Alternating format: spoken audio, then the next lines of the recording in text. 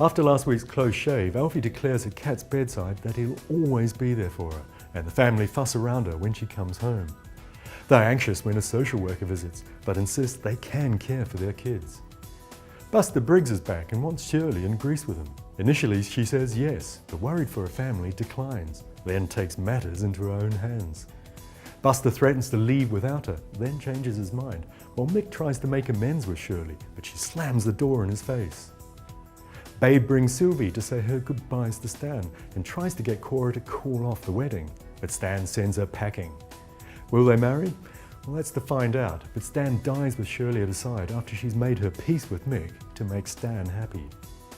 There's sadness for the Brannings too when Carol learns Jim has passed away and Sonia breaks the news to Dot, while Carol later breaks down. And Sonia also has to get her head round how Martin lost the family home, while a woman arrives looking for Phil, but Max intercepts her and leads her home.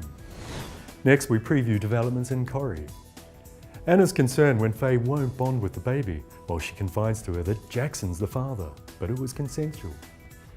Anna convinces her Jackson should know about the baby, but in front of his folks he denies sleeping with her, while the police come round to talk to Owen. Faye tells Sophie she doesn't want the baby, but struggles to tell Anna. She thinks the girl's confused, but Anna says they should listen to her. The couple have a big row, then Anna tells him she doesn't love him anymore. Elsewhere, Tony's glum when Liz says no to a date so she can go out with Steve and Michelle, but later finds her buttering him up to pay for their wedding. Tracy tells him Liz is using him to bankroll the family, while Todd confronts her after seeing them kiss. Tracy has to buy his silence with a pay rise. Eileen has a nice time at the bistro with her internet date Adrian. Look familiar? But Todd being Todd is soon up to mischief, pretending he's a date. And Jason and Sarah realise Beth is winding them up by playing a secretive Cupid, so to get back at her, they pretend they're back together. Finally, we visit Emmerdale. In Chrissy's absence, Aaron's feeling the love from Robert, but with her soon returning, he goes for a punishing run and falls down an embankment and lies unconscious. Next morning, Chaz and Robert search for him and Robert's furious when she tricks him into admitting they're lovers.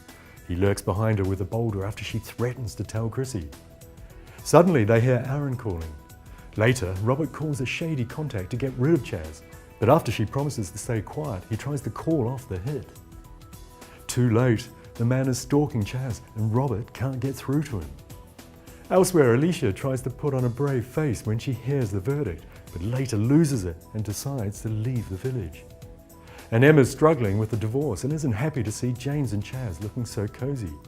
But Debbie's suspicious when James has to carry his injured ex during the fun run.